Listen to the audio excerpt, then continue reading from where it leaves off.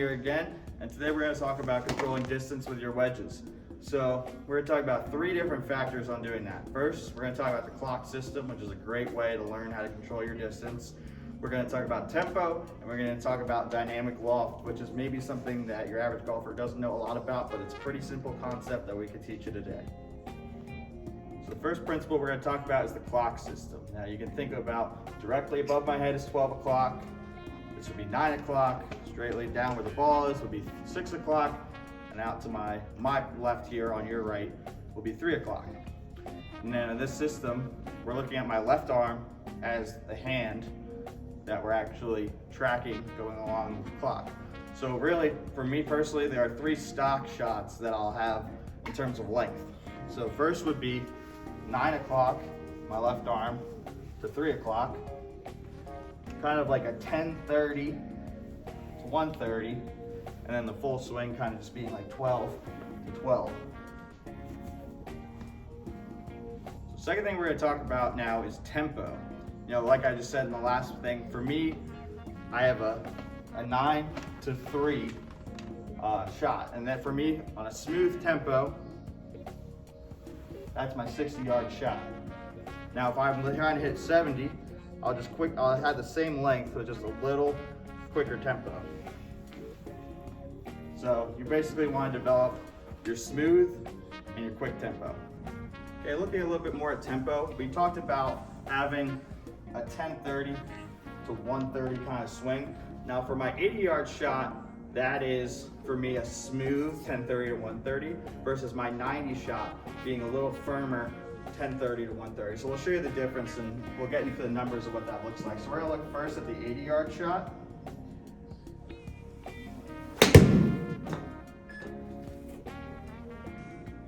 So it doesn't get much better than that. Club head speed, we had a carry of exactly 80.2 yards. So it's 0.2 yards off what we wanted. But you see that, you know, club head speed was about 70. And now we'll take a look at what my 90 swing is. It'll be pretty similar in length and just might up the club head speed a little bit with our tempo. So now we're gonna look at a 90-yard shot. Same length swing, we're just gonna increase the tempo a little bit just to get a little more distance out of it.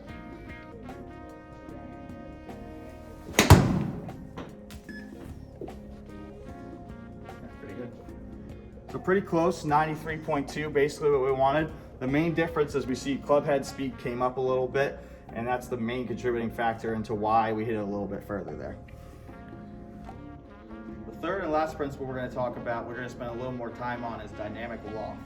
So every club has its static loft, this loft that the club was made at. So for this is a 60-degree wedge. Now your dynamic loft can vary depending on, you know, how you're striking the ball. Dynamic loft is literally at the point of maximum compression of the golf ball. So whether you've got forward press, you know, you could have much less than 60 degree, or if you're opening it up and adding loft, it could be well over 60 degrees. And this is something that a lot of golfers never really think about, and we're gonna have to learn how to control. All right, now we're gonna take a deeper dive into dynamic loft. A lot of players will either keep the same static loft as their dynamic loft, or even add loft to the club, trying to launch the ball higher in the air. But the problem with that is the higher we launch it in the air, it's gonna be a lot harder to land our number. So let's take a look. This is me trying to add loft and trying to hit it about 80 yards.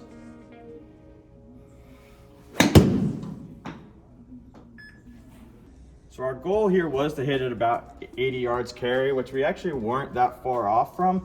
But you notice how much club head speed and length of swing we had to get in order to accomplish that. But the 2 numbers I really want to point out are how high our dynamic loft is at 50.5. So we basically almost hit it virtually our static loft. So adding a lot of loft to the club, and our launch angle at 37.1 is sky high.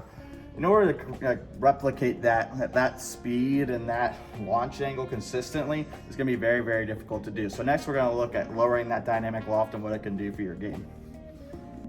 So now we're gonna look at hitting an 80-yard carry shot, but we're gonna lower that dynamic loft, lower the launch. It's gonna be a lot more repeatable shot. For me, this is the 10:30 to 1:30 shot for me with a nice smooth tempo. So let's take a look at that.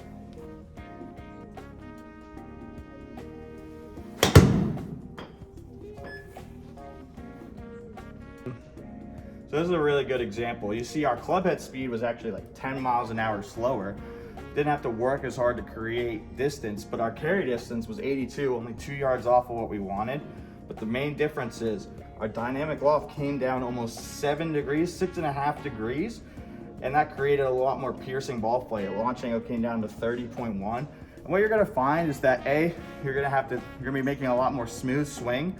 So you're gonna be able to replicate that a lot easier, hit the center of the club face more often, but you're also just gonna create a lot more consistent carry distances because you're gonna be getting a little more piercing ball flight. So just to recap, we basically have 3 principles that we're working on. We're working on that clock system. So a good place to start is to develop a 9 to 3 shot, a 10:30 to 1:30 shot, and then your full 12 to 12 shot. And as you start to develop those, you'll be able to maybe play with it a little bit, maybe play with other portions of the clock in order to even dial your distances even a little bit more. Then once you work on comfortably making contact at those distances, play around with tempo a little bit.